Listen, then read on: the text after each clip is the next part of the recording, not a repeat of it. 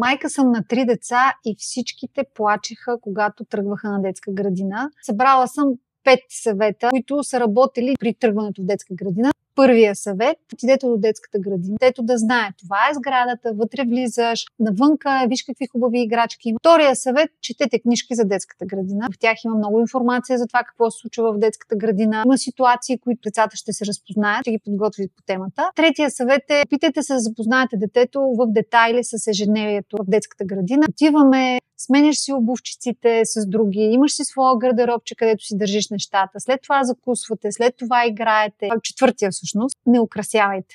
Не казвайте, че това е нещо невероятно, но това е един празник, защото това означава да детето да отиде първия ден и да се окаже, че всъщност не е точно празник. Петия така идея това е да си въведете един ритуал за раздяла, който да си е само ваш, дали да включва някакъв таен знак, дума, която да е между вас, въведете го по-рано, така че детето да приема раздялата с вас по-спокойно и да знае, че раздялата е временна. Този ваш собствен личен ритуал ще го успокоява. Това са моите 5 неща, които съм чула, видяла, пробвала. Споделете вие, ако имате вече опит успешен.